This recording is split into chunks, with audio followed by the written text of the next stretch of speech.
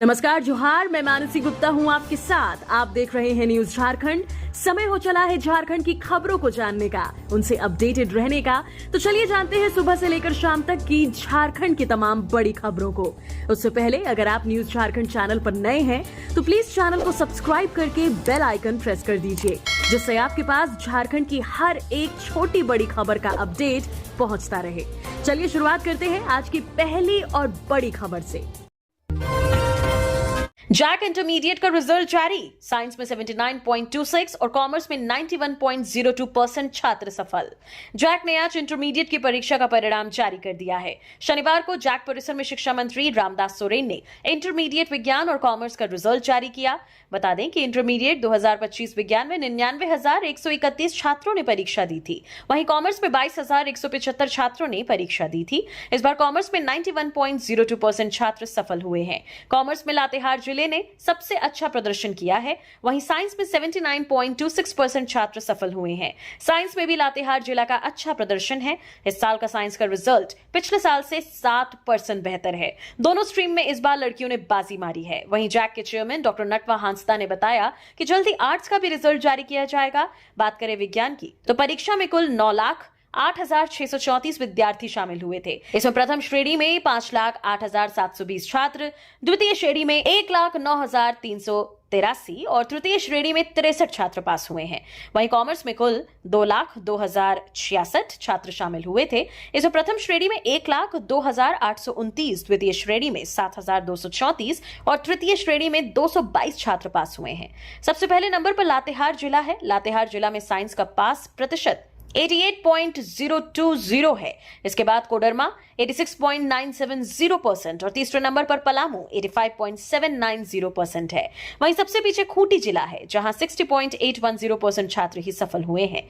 बात करें रांची की तो रांची 16वें स्थान पर है। यहां 76.080% छात्र सफल हुए हैं। इलेक्ट्रीशियन की बेटी अंकिता दत्ता बनी साइंस में स्टेट टॉपर, हासिल किए 477 अंक। झारखंड एकेडमिक काउंसिल जेएसी ने इंटरमीडिएट परीक्षा 2025 का परिणाम घोषित कर दिया है, जिसमें टुंडी रोड धनबाद की रहने वाली अंकिता दत्ता ने साइंस स्ट्रीम में स्टेट टॉप कर नया रिकॉर्ड कायम किया है। अंकिता ने कुल 477 अंक प्राप्त किए हैं। उनका कुल प्रतिशत 95.4 है। अंकिता +2 गोविंदपुर राजकीय कृत हाई स्कूल की छात्रा हैं। उनके पिता प्रलय कुमार दत्ता एक इलेक्ट्रीशियन के रूप में कार्यरत हैं। 3 बहनों में सबसे बड़ी अंकिता ने कठिन परिस्थितियों में मेहनत से यह मुकाम हासिल किया है। उनकी सफलता ने न सिर्फ उनके परिवार को गौरवान्वित किया है, बल्कि पूरे धनबाद जिले का मान भी बढ़ाया है। उनकी उपलब्धि से क्षेत्र में खुशी की लहर है और लोग उन्हें बधाइयां दे रहे हैं। कॉमर्स में चाईबासा की रेशमी कुमारी बनी स्टेट टॉपर, 476 अंक लाकर लहराया परचम। जेएसी ने आज इंटरमीडिएट की परीक्षा का परिणाम जारी कर दिया है। शनिवार को जैक परिसर में शिक्षा मंत्री रामदास सोरेन ने इंटरमीडिएट विज्ञान और कॉमर्स का रिजल्ट जारी किया। कॉमर्स में रेशमी कुमारी ने पूरे स्टेट में टॉप किया है। उन्होंने 476 अंक लाकर टॉप किया है। उनके पिता का नाम राजेश प्रसाद है। रेशमी ने San Xavier's Inter College Chaibasa से पढ़ाई की है। वह मूल रूप से चाईबासा की ही रहने वाली हैं। उनके पिता बिजनेस करते हैं। झारखंड में आज शाम तक वज्रपात के साथ तेज बारिश। रांची, देवघर, धनबाद सहित 6 जिलों में भारी बारिश। पूरे राज्य में येलो अलर्ट जारी। मौसम के करवट बदलने का क्रम जारी है। राजधानी रांची सहित कई जिलों में सुबह से बादल छाए हुए हैं। बीते कुछ दिनों से दोपहर बाद हल्के से मध्यम दर्जे की बारिश हो रही है। शुक्रवार को भी बारिश हुई। रांची में 15 मिलीमीटर बारिश हुई है। वहीं पलामू में 7 मिलीमीटर, बोकारो में 2 मिलीमीटर बारिश हुई। मौसम विभाग ने आज भी देर शाम राज्य के कई हिस्सों में तेज हवा और वज्रपात के साथ बारिश का पूर्वानुमान किया है। राजधानी रांची को लेकर कहा है कि बादल छाए रहेंगे और कुछ हिस्सों में वज्रपात के साथ मध्यम दर्जे की बारिश हो सकती है। मौसम के इस बदलाव को देखते हुए पूरे राज्य में येलो अलर्ट जारी किया गया है। इधर लगातार हो रही बारिश से आम जनजीवन को राहत तो मिली है, लेकिन जान माल की क्षति भी उठानी पड़ रही है। प्रदेश में मानसून के आने में अभी देर है, लेकिन इससे पहले वज्रपात ने कहर ढा दिया है। शुक्रवार को पलामू और हजारीबाग के अलग अलग हिस्सों में आकाशीय बिजली गिरने से 6 लोगों की मौत हो गई। पलामू के सतबरवा में 3 लोगों की मौत हुई है। हजारीबाग के बरकट्ठा में 1, चतरा में 1, कटकमसांडी में 1 व्यक्ति की मौत हो गई। मौसम विभाग की रिपोर्ट बता रही है कि पूरे राज्य में आज मौसम में बड़ा बदलाव देखने को मिलेगा। 30 से 40 किलोमीटर प्रति घंटे की रफ्तार से हवा चल सकती है। आकाशीय बिजली गिरने के साथ बारिश की संभावना बनी है। हालांकि मौसम विभाग ने कहा है कि 1 जून से मौसम साफ हो जाएगा। देवघर दौरे पर आ रही राष्ट्रपति द्रौपदी मुर्मू एम्स के दीक्षांत समारोह में होंगी शामिल। राष्ट्रपति द्रौपदी मुर्मू 10 जून को 2 दिन के दौरे पर देवघर आ रही हैं। इस दौरान वे 11 जून को बाबा बैद्यनाथ धाम में पूजा अर्चना करेंगी और देवघर एम्स के पहले दीक्षांत समारोह में हिस्सा लेंगी। राष्ट्रपति के आगमन की तैयारियों को लेकर डीसी नमन प्रियेश लकड़ा और एसपी अजित पीटर डुंगडुंग ने शुक्रवार को देवघर एयरपोर्ट, बाबा मंदिर और एम्स का निरीक्षण किया।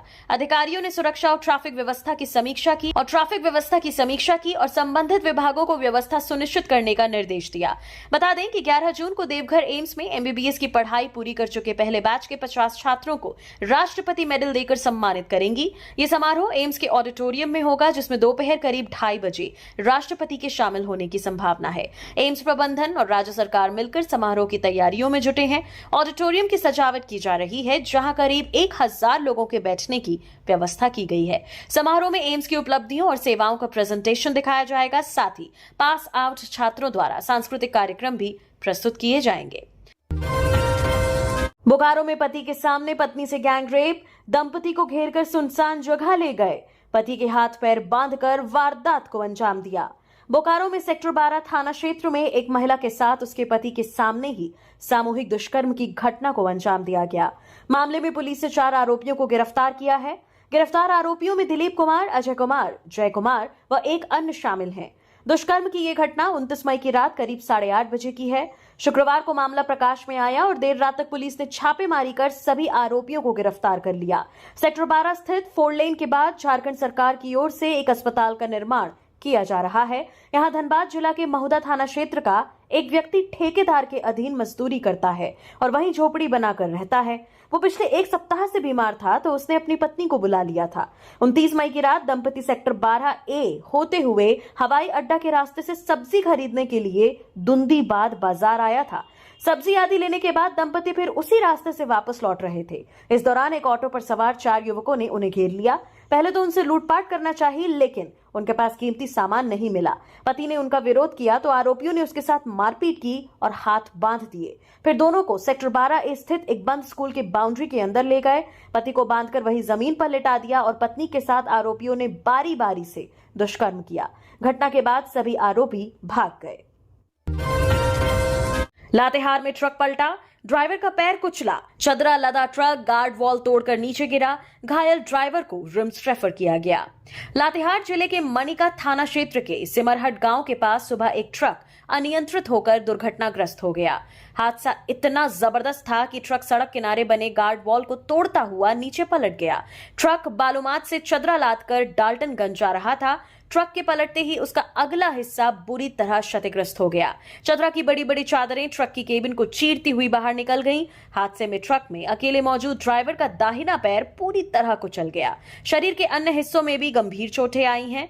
घटना की जानकारी मिलते ही आसपास के ग्रामीण मौके पर पहुंचे और मनिका पुलिस को सूचना दी। पुलिस ने मौके पर पहुंचकर ग्रामीणों की मदद से घायल ड्राइवर को बाहर निकाला। इसके बाद एम्बुलेंस से उसे लातेहार के सदर अस्पताल भेजा गया। सदर अस्पताल में प्राथमिक उपचार के बाद डॉक्टरों ने उसकी गंभीर स्थिति को देखते हुए रांची स्थित रिम्स रेफर कर दिया। डॉक्टरों के अनुसार ड्राइवर की हालत नाजुक बनी हुई है। फिलहाल उसकी पहचान नहीं हो सकी है क्योंकि वह बोलने की स्थिति में नहीं है। उसके पास से कोई पहचान पत्र भी नहीं मिला है। हादसे की सूचना मिलते ही मौके पर पहुंची पुलिस ने ट्रक को हटवाने की प्रक्रिया शुरू की। चदरा को किनारे किया गया ताकि आवागमन बाधित ना हो। पुलिस मामले की जांच कर रही है कि आखिर ट्रक कैसे अनियंत्रित हुआ।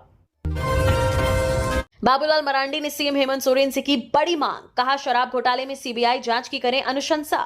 झारखंड के पूर्व मुख्यमंत्री बाबूलाल मरांडी शराब घोटाले को लेकर लगातार राज्य सरकार पर प्रहार कर रहे हैं। इसी कड़ी में नेता प्रतिपक्ष ने एक बार फिर सरकार को घेरते हुए मुख्यमंत्री हेमंत सोरेन से एक बड़ी मांग की है।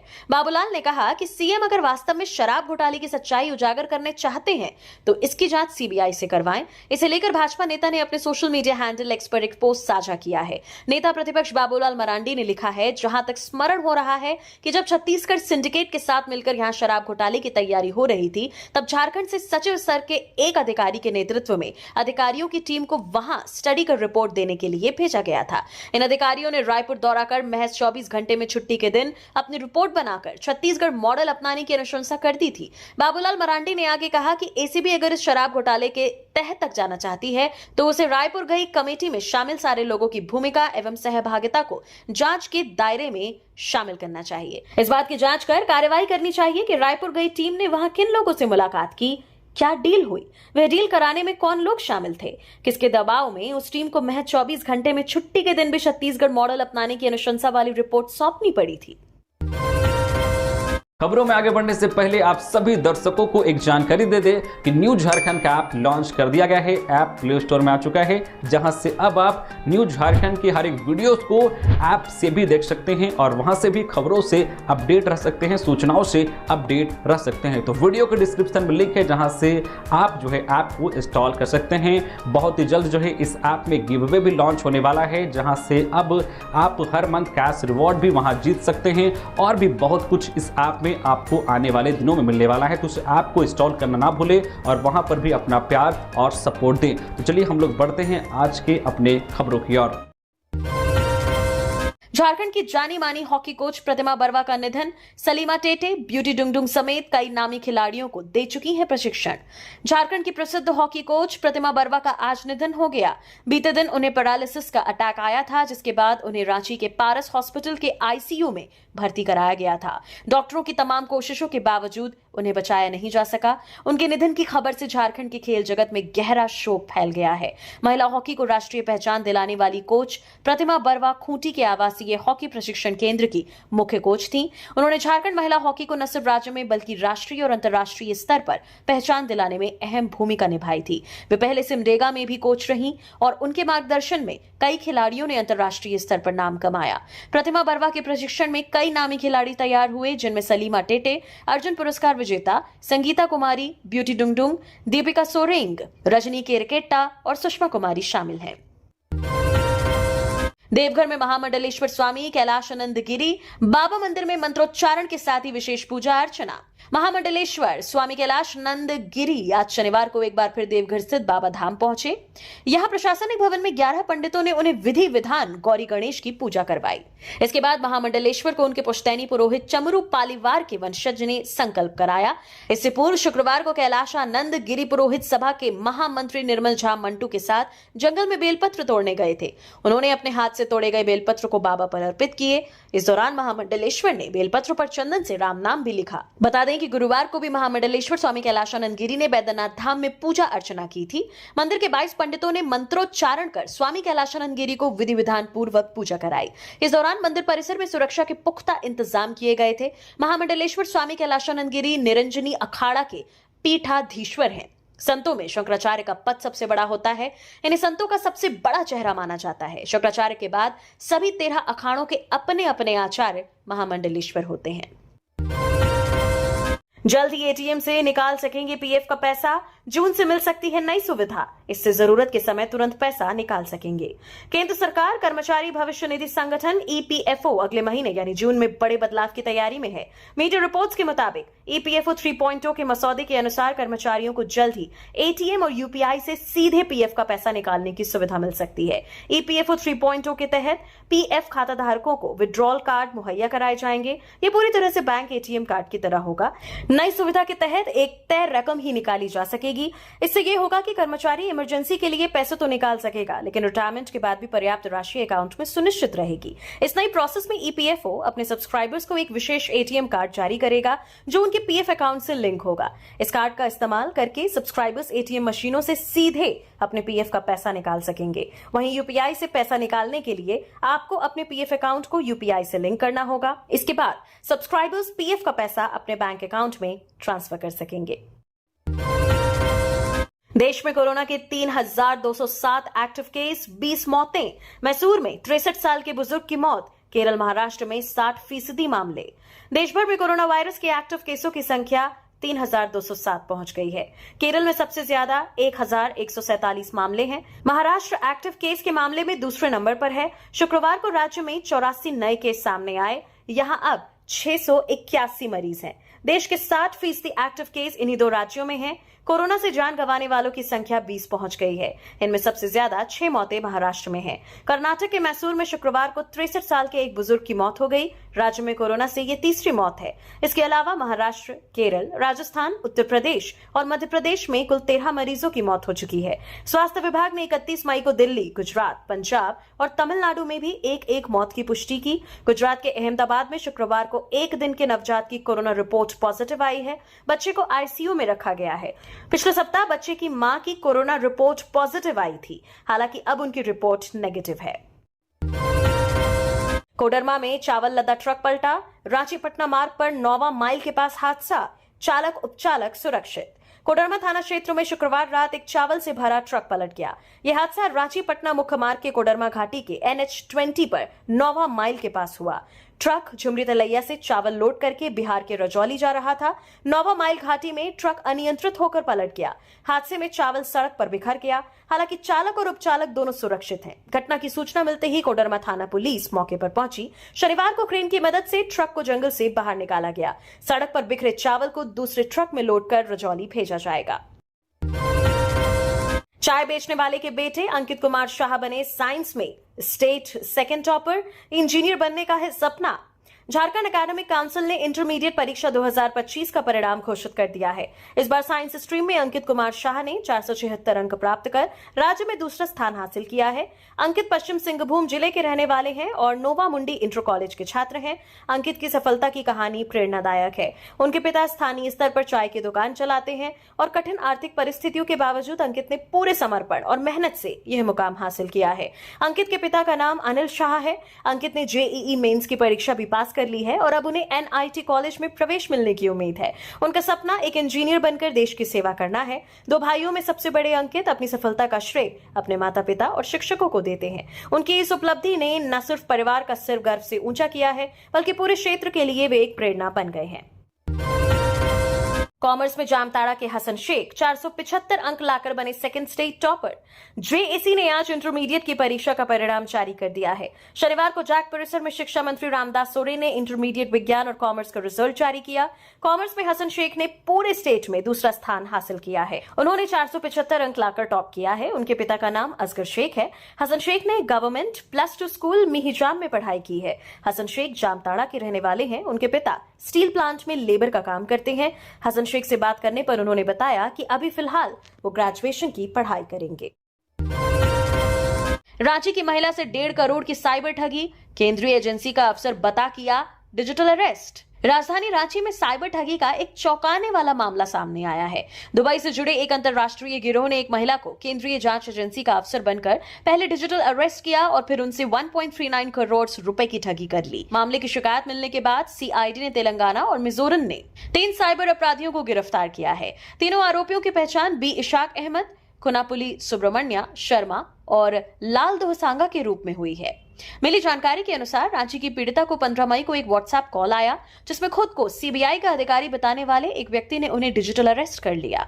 इसके बाद डर और दबाव में महिला से लगभग 1.5 करोड़ रुपए की रकम ठग ली गई। जांच में पता चला कि कुनापुली इंपैक्ट्स प्राइवेट लिमिटेड के नाम से ICICI बैंक में खाता खुला था। यहीं पर ठगी की रकम ट्रांसफर की गई। NCRP पोर्टल की जांच में सामने आया कि खाते में एक ही दिन में 1.72 करोड़ रुपए की ठगी के पैसे जमा किए गए। इस खाते को लेकर देश भर के कई राज्यों में 15 शिकायतें मिली हैं, जिनमें पश्चिम बंगाल, बिहार, केरल, महाराष्ट्र, UP और गोवा शामिल हैं। भोपाल में PM मोदी की पाकिस्तान को फिर चुनौती। कहा गोली का जवाब गोले से मिलेगा। सिंदूर भारत के शौर्य का प्रतीक बना।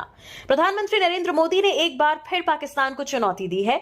भोपाल में उन्होंने कहा कि गोली का जवाब गोले से मिलेगा। सिंदूर भारत के शौर्य का प्रतीक बन गया है। मोदी ने कहा कि आतंकियों ने नारी शक्ति को चुनौती दी थी। यही चुनौती उनकी और उनके आकाओं के लिए काल बन गई। हमारी सेना ने दुश्मन के घर में सैकड़ों किलोमीटर दूर घुसकर उनके आतंकी ठिकानों को तबाह किया।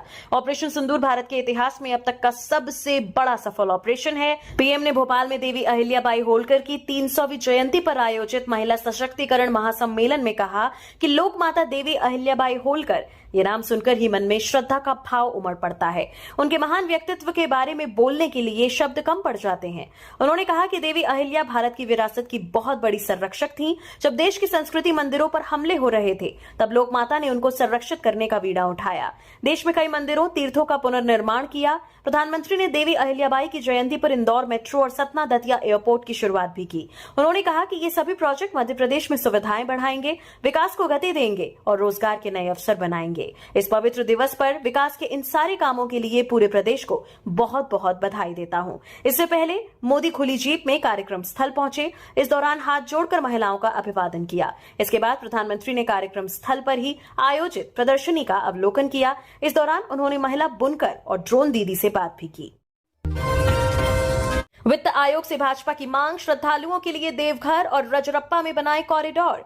प्रदेश भाजपा ने राज्य के विकास और आर्थिक मजबूती के लिए 16वें वित्त आयोग के समक्ष 22 मांगे रखी हैं। इसमें धार्मिक पर्यटन के लिए महत्वपूर्ण देवघर और रजरप्पा में कॉरिडोर बनाने की मांग सबसे महत्वपूर्ण है। शिक्षा, स्वास्थ्य के साथ स्थानीय निकायों को मजबूत करने की मांग भी भाजपा ने की है। भाजपा ने कहा कि स्थानीय निकायों के चुनाव नहीं होने से जनप्रतिनिधियों की भूमिका सरकारी अधिकारियों ने ले ली है। इसमें विकास योजनाओं को संचालित करने में भ्रष्टाचार हो रहा है। समय पर चुनाव नहीं होने से राज्य को केंद्रीय सहायता से भी वंचित होना पड़ रहा है। भाजपा ने शिक्षा और स्वास्थ्य व्यवस्था भी स्थानीय निकायों की देखरेख में संचालित करने का सुझाव दिया है। पार्टी ने अलग राज्य बनने के बाद से यानी 25 वर्षों का आय व्यय का आंकड़ा भी सार्वजनिक करने की मांग की है। प्रदेश उपाध्यक्ष राकेश प्रसाद और भाजपा विधि प्रकोष्ठ के सुधीर श्रीवास्तव ने भाजपा की मांगों और सुझाव से वित्त आयोग को अवगत कराया। बाइक की बैटरी से फोन चार्ज करते समय भयानक ब्लास्ट, युवक झुलसा। झारखंड के पश्चिम सिंहभूम जिले के कंसला पोस गांव से एक बड़ी खबर सामने आई है। दरअसल बाइक की बैटरी से फोन की बैटरी चार्ज करना एक युवक को महंगा पड़ गया है। वज्रपात के दौरान फोन की बैटरी फटने से एक युवक घायल हो गया। सीएच जगन्नाथपुर में प्राथमिक उपचार के बाद घायल को रेफर कर दिया गया। घटना में युवक का एक हाथ और अंगुलियां बुरी तरह से जल गई हैं और चेहरा भी झुलस गया है। पिछले साल की तुलना में इस बार बेहतर रहा जेएसी बोर्ड 12वीं का रिजल्ट। रामदास सोरेन। झारखंड के स्कूली शिक्षा और साक्षरता विभाग के मंत्री रामदास सोरेन ने शनिवार को जैक 12वीं के कॉमर्स और साइंस का रिजल्ट जारी किया। इस मौके पर उन्होंने कहा कि पिछले साल की तुलना में इस बार का रिजल्ट काफी अच्छा रहा है। पिछली बार साइंस में 72.79% रिजल्ट रहा था, जो इस बार बढ़कर 79.26% हो गया है। वहीं कॉमर्स में पिछले साल 90.60% रिजल्ट रहा था, जो इस बार बढ़कर 91.02% हो गया है। इसके लिए विभाग के साथ साथ छात्र और उनके अभिभावक भी बधाई के पात्र हैं। आज देश शिक्षा के क्षेत्र में काफी आगे बढ़ चुका है। राज्य गठन के 25 साल हो गए, लेकिन जो शिक्षा व्यवस्था विरासत में मिली थी वह अपेक्षाकृत कमजोर थी। लेकिन अब समय आ गया है कि हम एक ऐसी सशक्त और समावेशी शिक्षा प्रणाली विकसित करें जो राज्य के प्रत्येक छात्र तक पहुंचे। हमारी सरकार का उद्देश्य है कि आने वाले समय में झारखंड के विद्यार्थियों को पढ़ाई के लिए अन्य प्रदेशों में जाने की आवश्यकता न पड़े। राज्य में ही गुणवत्तापूर्ण तकनीकी, व्यावसायिक और उच्च शिक्षा की सभी सुविधाएं उपलब्ध कराई जाएंगी। पाकुड़ में 51 वर्षीय महिला से सामूहिक दुष्कर्म। 3 लोगों ने मुंह बांध जंगल में ले जाकर किया वारदात। एक आरोपी गिरफ्तार। पाकुड़ जिले के अमरपारा थाना क्षेत्र में एक 51 वर्षीय महिला के साथ सामूहिक दुष्कर्म का मामला सामने आया है। पुलिस ने एक आरोपी को गिरफ्तार कर लिया है। पीड़िता अपने घर में अकेली सो रही थी। इस दौरान गांव के 3 युवक जबरन घर में घुस गए। आरोपियों ने महिला का मुंह कपड़े से बांधा और उसे धमकाया, फिर उसे पास के जंगल में ले जाकर बारी बारी से दुष्कर्म किया। पीड़िता ने एक आरोपी की पहचान गांव के सुनील हांसदा के रूप में की है। अन्य 2 आरोपियों का चेहरा ढका होने के कारण पहचान नहीं हो सकी। शिकायत मिलते ही पुलिस ने सुनील हांसदा को गिरफ्तार कर लिया। पूछताछ में उसने अपना अपराध स्वीकार कर लिया है। थाना प्रभारी अनूप रोशन भेंगरा ने बताया कि फरार 2 आरोपियों की तलाश जारी है। उन्होंने कहा कि पीड़िता को हर संभव कानूनी सहायता दी जाएगी। घटना 24 मई की रात की है। गांव में मामले पर विचार किए जाने के कारण शिकायत दर्ज करने में देरी हुई। घटना के बाद से क्षेत्र में लोगों में आक्रोश है। संजय सेठ व सीपी सिंह के रातू रोड फ्लाईओवर निरीक्षण पर विवाद। झामुमो ने केंद्रीय रक्षा राज्य मंत्री एवं रांची सांसद संजय सेठ के द्वारा बीती रात अपने दल बल के साथ बाइक में रातू रोड निरीक्षण के मामले पर हमला बोला है। पार्टी महासचिव सुप्रियो भट्टाचार्य ने कहा कि वे अब केवल रांची सांसद नहीं हैं, केंद्रीय मंत्री भी हैं। उन्हें प्रोटोकॉल का पता होना चाहिए। जिस फ्लाईओवर को अभी तक एनएचआई ने हैंड ओवर तक नहीं किया, उसमें अपने कार्यकर्ताओं के साथ चढ़ जाना और वाहन चलाना कहां से उचित है? मंत्री जी और विधायक जी जरूर हेलमेट पहने हुए थे, मगर उनके कई कार्यकर्ता बिना हेलमेट के नजर आए। पहले तो भाजपा की पूर्ववर्ती सरकार ने एक भी फ्लाईओवर नहीं बनाया।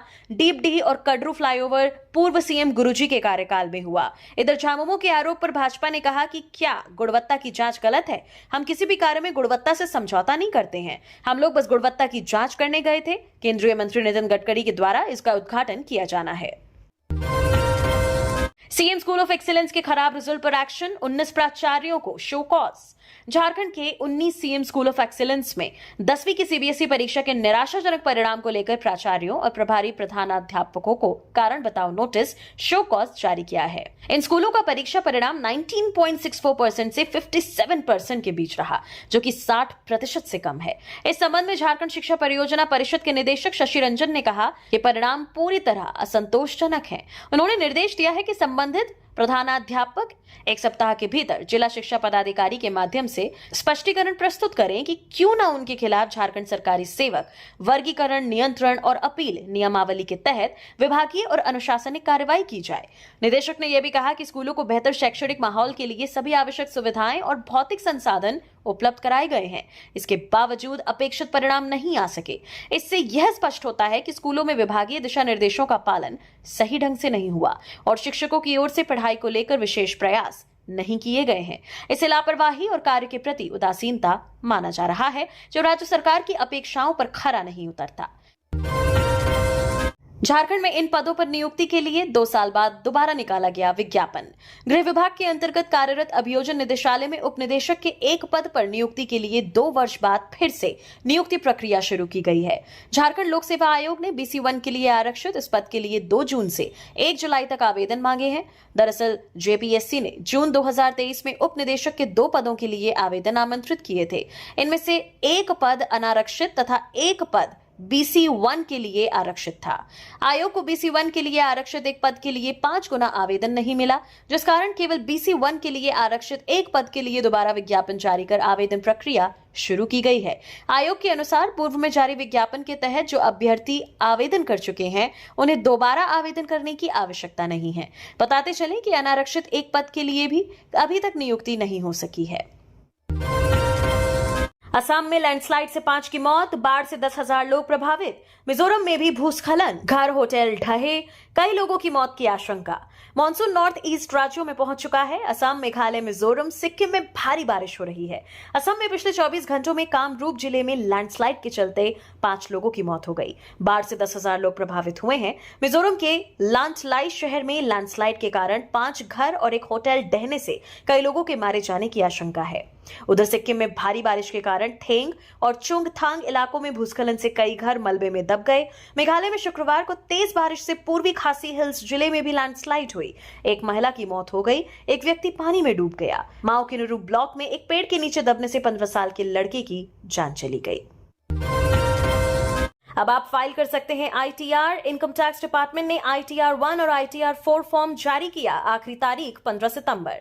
इनकम टैक्स डिपार्टमेंट ने फाइनेंशियल ईयर 2024-25 या असेसमेंट ईयर 2025-26 के लिए ITR 1 और 4 के लिए एक्सेल यूटिलिटी उपलब्ध करा दी है। डिपार्टमेंट ने शुक्रवार को कहा कि करदाता अब अपने इनकम टैक्स रिटर्न फाइल कर सकते हैं। इनकम टैक्स डिपार्टमेंट ने सोशल मीडिया प्लेटफॉर्म X पर पोस्ट शेयर कर इस बात की जानकारी दी। डिपार्टमेंट ने पोस्ट में लिखा, टैक्स पेयर्स ध्यान दें, ITR 1 और ITR 4 के लिए एक्सेल यूटिलिटी अब अवेलेबल है। ये कदम टैक्स पेयर्स के लिए रिटर्न फाइलिंग को आसान और सहज बनाने के लिए उठाया गया है। इनकम टैक्स रिटर्न फॉर्म 1 उन टैक्स पेयर्स के लिए है जिनकी कमाई लिमिटेड सोर्स से होती है। इस फॉर्म को सहज नाम दिया गया है। मौजूदा असेसमेंट ईयर के लिए इस फॉर्म को केवल 50 लाख रुपए या उससे कम की कमाई वाले रेजिडेंट इंडिविजुअल फाइल कर सकते हैं। इसमें सैलरी, मकान से होने वाली कमाई, ब्याज समेत अन्य इनकम सोर्स जिन पर सेक्शन 112A के तहत 1.25 लाख रुपए तक का लॉन्ग टर्म कैपिटल गेन और 5,000 रुपए तक की एग्रीकल्चर इनकम शामिल हो सकती है। अगर आप भी इन पैरामीटर्स पर फिट बैठते हैं तो रिटर्न दाखिल करने के लिए इस फॉर्म का इस्तेमाल कर सकते हैं।